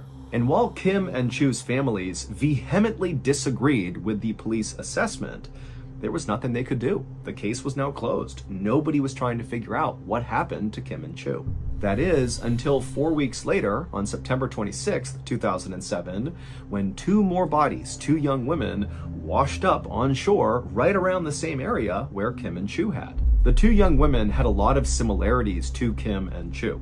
They were in their early 20s, they were tourists at Yelpo Beach, and their autopsies discovered that they had several bone fractures. And so this was enough for the police to launch a much bigger investigation into what was going on at Yelpo Beach, which included reopening the Kim and Chu case. And so a detective was assigned to go back through all the evidence in the Kim and Chu case and kind of re-examine it. And so this detective did look through all these pictures, and he would find one picture that broke the case wide open. Back on the night that Kim and Chu were at Yelpo Beach and they began walking towards the fishing pier, Kim had abruptly stopped and raised his finger and pointed at something, and then seconds later, he and Chu were running in that direction. Well, what Kim had spotted was a fisherman who was standing below the fishing pier, and he was very obviously making his way over to his fishing boat to go back out on the water. And Kim just felt like it would be really cool to go ask that fisherman if they could join him and go out on the water with him on his fishing boat to get a view of Yelpo Beach that way. And Chu, when she heard this idea, thought it was a great idea, and the two of them ran to the pier to try to catch this fisherman before he took off. And so that was why there was footage of the couple standing underneath the fishing pier. They were actually talking to this fisherman who could not be seen in frame. The fisherman was a 70-year-old man named Woo Jun Gwen, and he made his living selling octopus. And at first, when Kim and Chu approached Woo and asked to go with him on his boat, he said, "No, I don't want you to come with me." But Kim and Chu seemed really desperate to go out with him, and finally he relented and said, "Okay, you can tag along." Woo was very thin and short, but he had been working on fishing boats since he was a child, and so despite his appearance of being this kind of small, frail guy, he was actually really physically strong. And despite Woo's kind of harmless-seeming exterior, inside, Woo was a very, very disturbed person. The reason Woo did not want to bring Kim and Chu with him out on this boat is he knew he would have an urge that he would not be able to control. But when they kept begging him over and over again to go with him, he finally just accepted that this was going to happen. He allowed them on his boat, he brought them out onto the water, and sure enough, he would act on those urges. Once Woo's boat was out on the water far away from the beach, he immediately pushed Kim overboard, and so Kim falls into the water, and then Woo grabbed this long metal grappling hook and began beating Kim in the water on his face, his arms, his hands, as Kim desperately tried to climb back in the boat. And eventually, Woo literally beat Kim to death. And at the same time, Chu is on this boat watching this happening. And so after her boyfriend has been beaten to death, Woo turns on Chu and does the same thing to her. He chucks her overboard and beats her until she dies from this grappling hook. And then afterward, Woo just got back behind the wheel, putted back to shore, and sold his octopus like nothing had happened. And Woo very likely would have gotten away with these first two murders, except 4 weeks later, it just so happened that two more tourists, those two young women, just happened to ask Woo the same question. "Can we go out with you on your boat?" And he would kill them the same way he killed Kim and Chu. Except one of those two young women, while they were out on the water in his boat before they were attacked, she sensed something was wrong, and she sent a text message saying she was in trouble on a boat. And when the police found these two women's bodies and found that text message, they immediately searched the registry that listed all the boats that had been out on the water near Yelpo Beach that day. And because it was a holiday, there was nobody out on the water except for one boat. And that boat was Wu's boat. And this is where that photo the detective found on Chu's camera roll, when finally somebody looked through the photos, that's where that photo comes into play.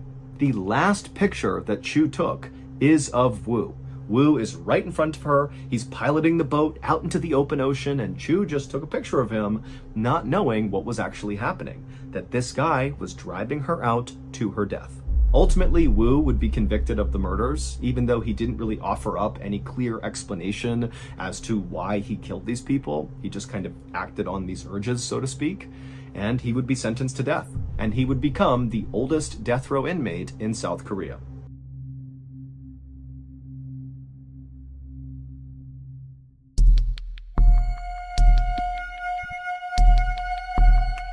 On the morning of June 25th, 2007, a 28-year-old man named Mike Barnett woke up to the sound of pounding rain on the roof of his home, which was located in Hull, which is a city in northern England. Mike groaned as he rolled out of bed. It had been raining like this for the past month, and he and the rest of the people in Hull were just totally over it. But another reason he groaned is he knew that he would have to go to his job at a tropical fish store, even though he was not scheduled to work that day. There was a street right behind the tropical fish store that always completely flooded out from all these debris getting clogged in the drain, and the owner of the tropical fish store, so Mike's boss, who was an elderly guy, he would always go out and try to clear the debris himself, and Mike just knew, he really needed help, and today he knew his boss would be out there, and so he just felt like it was his responsibility to go in and help him clear out the debris. So Mike got dressed, he had some breakfast, and then as quietly as he could, he slipped out the front door. Mike was careful not to make too much noise because he didn't want to wake his dad, who he lived with. Mike and his dad had always been very close, but after the death of Mike's mother, he and his father had become even closer, and so they actually really enjoyed living together. But Mike also knew that his dad was very protective of him and very likely would not like the idea of Mike going out in this horrible storm to go try to clear debris in a flooded out street. It just was too dangerous. And Mike just didn't want to deal with that right now, and so he was able to slip out without waking up his dad. Mike hopped in his car and he drove to the fish store, and as soon as he got there, he hopped out, he went around to the back side of the shop, and sure enough, the entire street out back was totally flooded. Clearly, debris had blocked the drainage system. Now, Mike's boss was not out there yet. Mike could see him inside the shop, kind of going about his morning, and so Mike, without even going inside, just began wading into the water to begin clearing debris. The drain that was clogged by all this debris was located just off to the side of the sidewalk. It was down in a culvert. And so Mike very carefully walked off that sidewalk into this very cold, muddy water, and he began moving in the direction of where he knew the drain was. And so as he's walking, the water is down to his ankles, maybe up to his knees at some point, but he gets closer and closer to where he knows this drainage is down in this culvert. And suddenly Mike begins feeling this unbelievable suction at his feet that began pulling him basically straight down. Mike tried to move, but his feet were anchored to the ground, and then before long, he began getting pulled forward towards this drain, and then down he went. And as he went all the way down to his neck in the water, he felt this unbelievable pain in his thigh. Mike didn't know it, but his leg had been sucked through the drainage gate that was all blocked up. There were still some holes in it, and so his leg had gone through one of those holes, and it had pulled him all the way up to the top of his thigh and brutally snapped his leg in the process. And so Mike is in blinding pain from his leg being shattered and run through this grate, and he's literally up to his neck in this frigid water, and the wind's blowing and it's raining and the water's going in his mouth. And so Mike begins to panic and he's trying to pull himself out. He can't, and then he begins screaming for help. And at that moment, the owner of the fish store, who was still inside the store, looked out the window and he saw Mike flailing around. And instinctively, the owner could tell, just from the panicked look on Mike's face, that whatever was happening to him was an emergency. And so the owner just picked up the phone, called the police, and after telling them what was happening, the owner ran out to Mike. When the first police officers arrived on the scene, Mike was still in the water up to his neck, and the shop owner was right next to him. And the police officers, they assessed the situation in front of them, and they thought, okay, clearly this guy, Mike, is trapped in the water. This is serious, but we can pull him out. That's the obvious solution here. And so the two officers walked up to Mike, they waded through the water and got on either side of him, kind of pushing the shop owner out of the way. And then the two officers grabbed Mike's shoulders. These are strong police officers, and they began pulling on Mike. And as soon as they did, Mike let out this unbelievably loud scream of just pure agony. And in fact, his scream was so guttural that the two officers let go and were kind of startled by it. And very quickly, these officers realized this situation is far worse than it appears. Because not only is this guy totally stuck and he can't be moved, but, they're looking around and the rain is still coming down, and it's clear the water is still slowly rising. And because Mike's body was situated over the grate, he himself was causing even more blockage, increasing how much the street was flooding. Meaning the officers knew they had to get Mike out as soon as possible, or he would drown. But over the next several hours, more police officers, firefighters, EMTs, Good Samaritans, everybody showed up on the scene, and there were so many attempts to get Mike out of the water, ranging from trying to cut the grate, but the water was too muddy so nobody could see through it, and the water was so strong that nobody could set the bolt cutters on the actual grate. And then at one point they even tied a winch around Mike and tried to pull him out with a Land Rover, but every intervention failed. The rushing water that was pinning Mike to this grate was so strong, and Mike's pain in his leg was so high, it made it nearly impossible to move him. And so finally, at the 4-hour mark that Mike has been trapped in this water, a decision was made amongst all the first responders to amputate. So the police called a doctor who was willing to perform the leg amputation, and then after doing it, Mike could sense something was up. Clearly it's not going well, and he began frantically asking the police and all the first responders, when are you going to get me out of here? When are you going to get me out of here? And they just kept telling him, soon, Mike, hold on, it's going to be okay. Meanwhile, the owner of the shop at this point had called Mike's dad to tell him what was going on. And so as all these people are waiting for this doctor to show up to cut Mike's leg off, Mike's father shows up and basically barrels through the crowd and starts screaming, "I'll get my son out of here." But as soon as he saw his son, he was totally taken aback. Mike was up to his chin in water. There was a diver behind him in the water with him, holding him up, barely keeping his head above the water. Mike's face was totally pale, and his eyes were totally unfocused, and he had this weird blank expression like he wasn't even there. And then a second later, a whole wall of police came running up to Mike's dad to stop him from getting any closer, and they told Mike's father they were doing everything they could to try to get his son out, and for now, they told him he just needed to go home. And so even though Mike's dad did not want to abandon his son, he could tell with all these police standing there in front of him, there was no way he was going to be able to go up there with his son. And so he would turn around and head back home without even speaking to his son. And then when Mike's dad got home, he turned on the news, and the news was showing live coverage of his son trapped in that grate. And just a couple of minutes later, Mike's dad would watch his son die on the news. By the time that doctor arrived with that special saw to cut off Mike's leg, it was already too late. Mike had passed away from hypothermia. There is nothing quite as satisfying as a true story that's mysterious and interesting, it sucked you in, that has a killer plot twist, a killer reveal. That, to me, is just the most satisfying thing you can find. I am a complete story addict, and so I go looking for these stories. I go literally searching for real-life stories with real-life plot twists. And in my opinion, the very best one is the story of the missing lighthouse keepers, and that is the story I'm going to tell today. So the too long didn't read version of this story is a crew is sent out to this lighthouse off the coast of Scotland. They're being sent out there to relieve the workers that are there, provide new supplies, and just kind of make sure everything is okay. When they get out there, nothing is okay. The three lighthouse keepers are missing. The island and the lighthouse are kind of in disarray. And then they find the lighthouse keeper's logbook, which, needless to say, is very strange. It has some entries in it that don't really add up.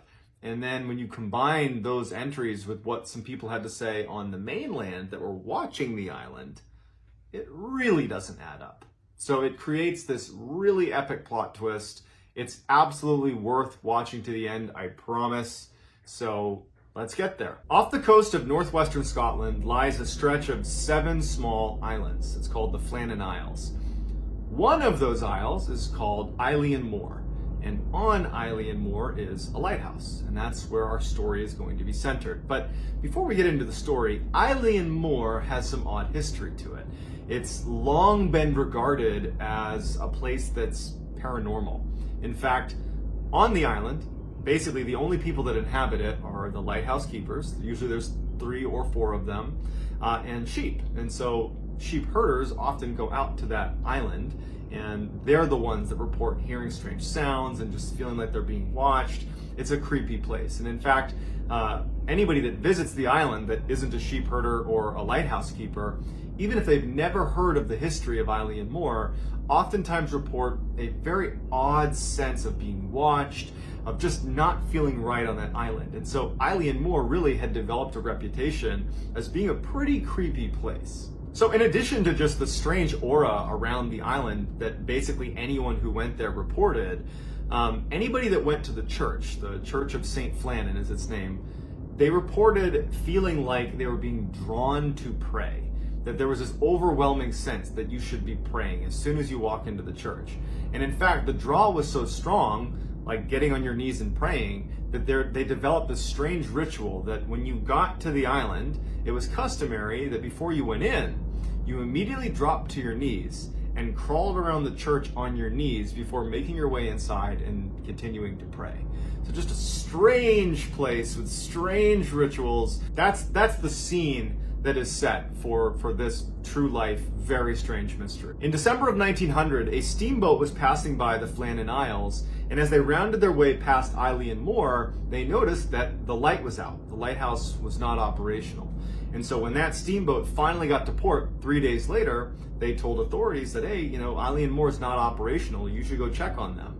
And so as it happened, it was actually time to replace the lighthouse keepers that were at Eilean Moor. So Captain James Harvey gets his crew together, and he takes Joseph Moore, who's the replacement lighthouse keeper, and they head out to Eilean Moor to check on the lighthouse, check on the lighthouse keepers, but also replace them. So it was a changing of the guard and making sure that everything was okay. As you approach Eilean Moor, you would see a massive staircase coming up from the dock all the way up to where the lighthouse is. So from a distance, if you were looking at Eilean Moor, it would be fairly easy to break out anybody that was walking down the steps to get down to the dock. And since the island was really only inhabited by lighthouse keepers and sheep, the crew, Captain Harvey and his crew, as they're making their approach to Eilean Moor, they're watching those steps to see if the lighthouse keepers are going to notice them and come down and greet them on the dock, because that was customary.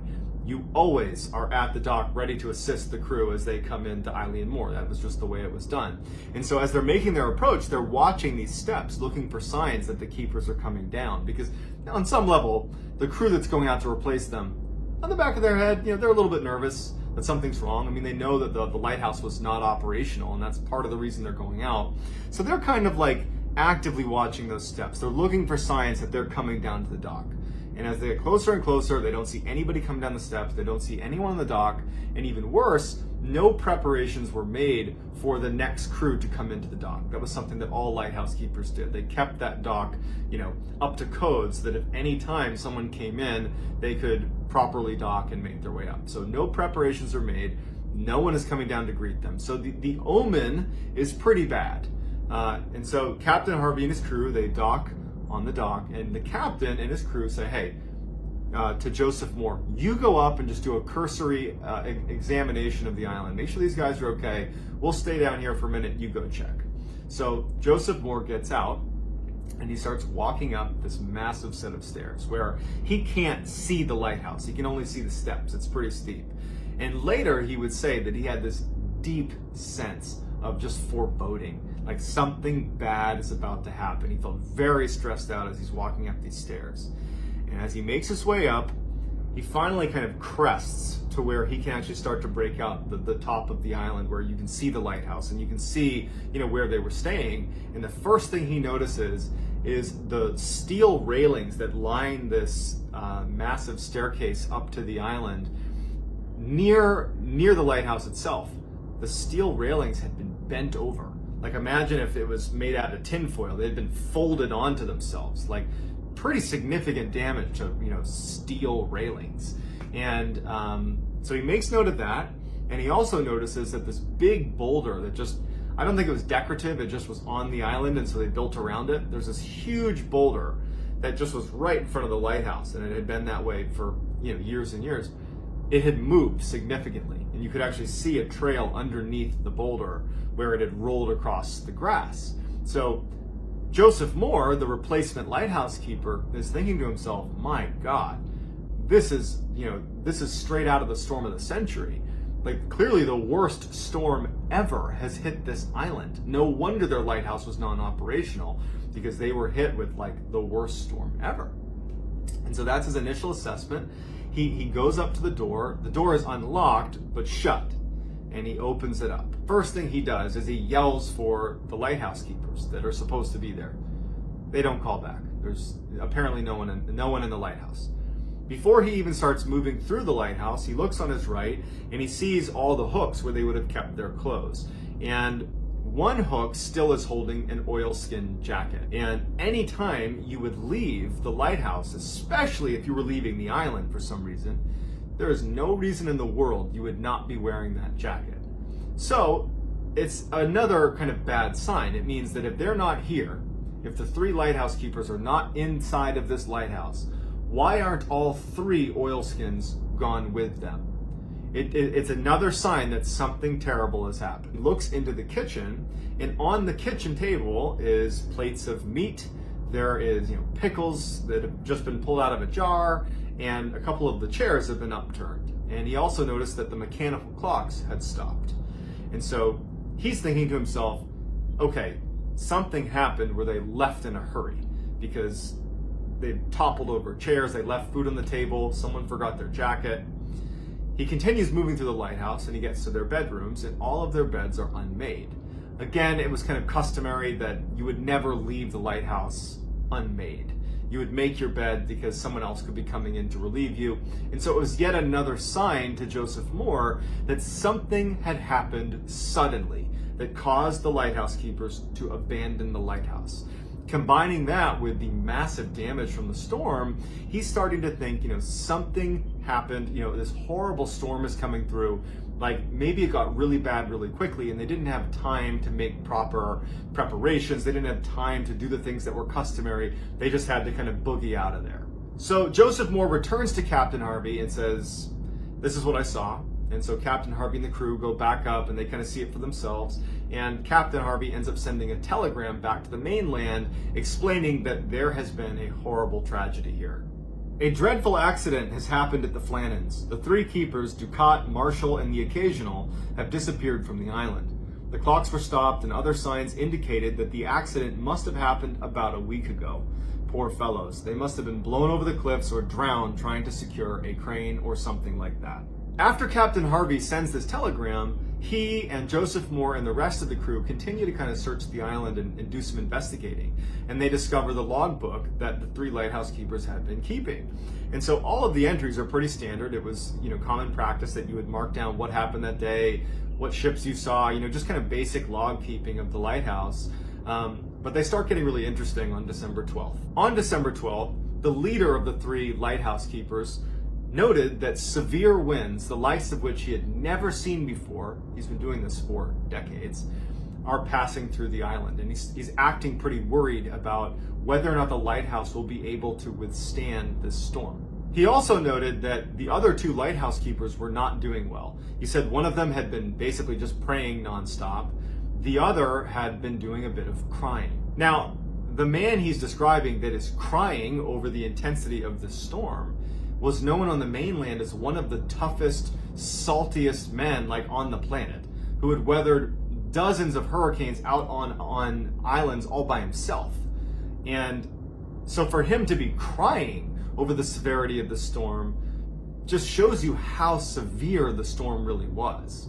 The entries on the 13th and 14th point to them believing that they're not going to get out of this storm alive. At this point, all three of them are just praying nonstop and are kind of anticipating at some point they're just going to get swept off the island. Then on December 15th, it just says, storm ended, sea is calm, God is over all. So Robert Moorhead, who is one of the leaders of the investigation, said that basically on December 15th, after that final entry was made, they must have gone down to the dock to secure some of the supplies and just kind of make sure that it wasn't totally damaged from all of the storm, and a rogue wave from this storm must have swept them away. When word got to the Scottish mainland about what had happened to these lighthouse keepers, the people that sat on the coast facing Eilean Moor, they were really confused, because whenever there's a storm out at Eilean Moor, they can see it because the island's not that far off the coast and they can see the storm. But over the past few days, namely December 12th to the 15th, which was the time period those log entries were made about the storm passing through, the people on the mainland of Scotland said that not only was there no storm, but in fact, the visibility onto Eilean Moor was better than it had been in years. They saw parts of the island that were only visible in perfect circumstances, meaning there was never any storm. So what the heck happened to those lighthouse keepers? What were those log entries about? Why were they drawn to tears? How did the railings get flipped over and the boulder get moved aside? Where did they go?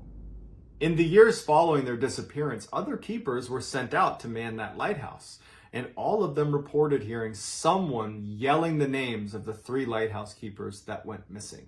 So pretty creepy stuff, and unfortunately it's still very much an unsolved mystery despite the official statement by Robert Moorhead. And so I'd love to hear in the comments what you think might have happened to the lighthouse keepers, and what could possibly explain that there wasn't a storm, but in the journal they said it was the worst storm ever, and there's physical damage done to the island. How do we reconcile that? Like, either someone's not He's half asleep.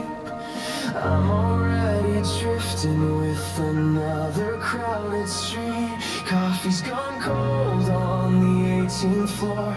Before one sip, my phone rings 3 times more.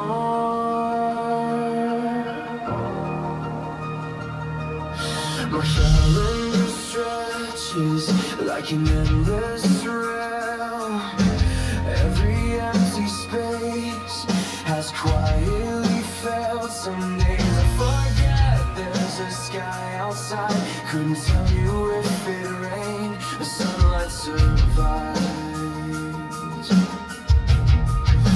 Every is okay. Pretty hot in the morning. Broadcast channel still on. Blue lights glow inside the control room.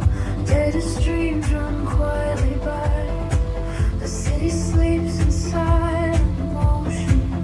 Only signals keep me alive. Screens are breathing in soft flickers. A strange line just appeared tonight. No one speaks it out in words yet, but the air's changed. It's like 1 second. On the table, I wear that shirt you hate. The night ahead seems full and faded. No tomorrow, only echoes, cries of jade. You used to love me like the swan and susurrus, and you complete the myth till I begin to rust. You used to love me like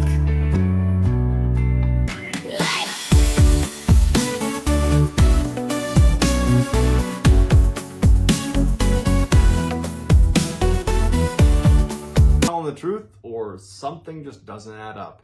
And I'd love to hear what you have to say in the comments. So if you haven't already, please like this video and hit subscribe. And if you want to get in touch with me, you can message me on Instagram.